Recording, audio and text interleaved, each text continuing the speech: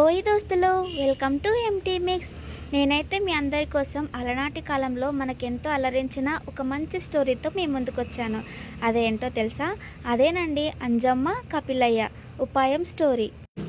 మనల్ని చిన్ననాటితనంలో ఎంతో అలరించిన స్టోరీ మీకు కనుక గుర్తుంటే ముందుగా కామెంట్ చేయండి.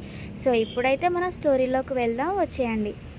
అంజమ్మ కపిలయ్య భార్యాభర్తలు, వాళ్ళకి 2 పిల్లలు. ఒకరోజు సాయంకాలం వారు తమ బంధువుల ఇంటికి బయలుదేరారు. దారిలో చీకటి పడింది. ఆ రాత్రి ఎక్కడో ఒక చోట గడిపి తెల్లవారి బయలుదేరాలని అనుకున్నారు. సరైన స్థలం కోసం వెతికారు. ఇంతలో ఒక గుహ కనిపించింది. లోపలికి వెళ్ళారు. అక్కడ జంతువుల ఎముకలు కనిపించాయి. అంజమ్మ, అమ్మో, ఇది సింగమయ్య ఇల్లులా ఉంది. ఆయన మనల్ని చూస్తే పట్టి చంపి తింటాడు అని అంది. పిల్లలిద్దరూ భయంతో గజగజ వణికిపోయారు. ఇప్పుడు చీకట్లో ఎక్కడికని వెళ్తాం? సింగమయ్య లేడు కదా, వచ్చాక చూద్దాం అన్నాడు కపిలయ్య. సింగమయ్య కుందేలు మాంసం తిని నెమ్మదిగా తన ఇంటికి బయలుదేరాడు. దూరం నుంచి సింగమయ్య రాకను అంజమ్మ గమనించింది. కపిలయ్యకు చెప్పింది. అతను ఆమె చెవిలో గుసగుసలాడాడు. ఆమె దబాదబా పిల్లలిద్దరి వీపులపై 2 దెబ్బలు వేసింది. వారు ఏడుపు అంకించుకున్నారు. పిల్లలెందుకు ఏడుస్తున్నారు అని సింగమయ్య వినేలాగా బిగ్గరగా అడిగాడు కపిలయ్య. పిల్లలు మాంసం కావాలని ఏడుస్తున్నారు అని గట్టిగా జవాబిచ్చింది. అంజమ్మ, అందుకోసమే కదా మనం ఇక్కడికి వచ్చింది.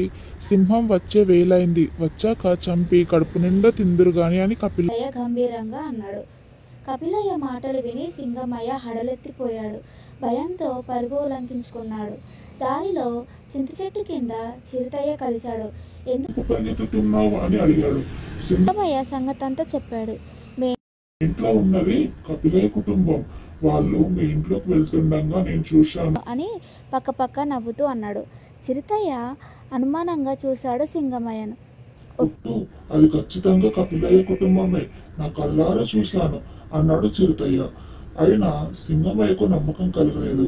అయితే మనిద్దరం తోకలు ముడివేసుకొని కలిసి వెళ్దాం, తుంటరి కపిలయ్య పని పడదాం అని చిరుతయ్య అన్నాడు. సరే అన్నాడు సింగమయ్య.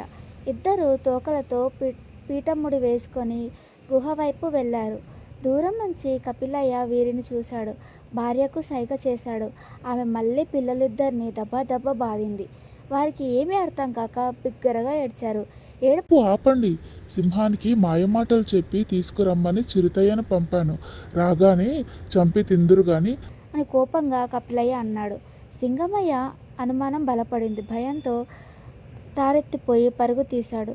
రాళ్ళు రప్పల్లో ముళ్ళ తుప్పల్లో పడుతూ లేస్తూ ఒకటే పరిగే పరుగు. పాపం చిరుతయ్య తోక తెగిపోయింది. సింగమయ్యకు ఏడాపెడ దెబ్బలు తగిలాయి. పళ్ళు మొత్తం ఊడిపోయాయి. డాక్టర్ కొంగన్న మంచి మందులు ఇచ్చినా కోలుకోవడానికి కొన్ని నెలలు పట్టింది. సో ఈ స్టోరీ ఎలా ఉందో కామెంట్ చేయండి ఫ్రెండ్స్. ఒకవేళ నా వీడియో నచ్చితే లైక్ చేసి కామెంట్ చేయండి. ప్లీజ్ సబ్స్క్రైబ్ చేసి నా ఛానల్ కూడా షేర్ చేయండి. మీకు ఇంకా ఓల్డ్ స్టోరీస్ కావాలంటే కామెంట్ చేయండి. నేను ఇంకా మీకు ఓల్డ్ స్టోరీస్ పెడతాను. Thank you for watching.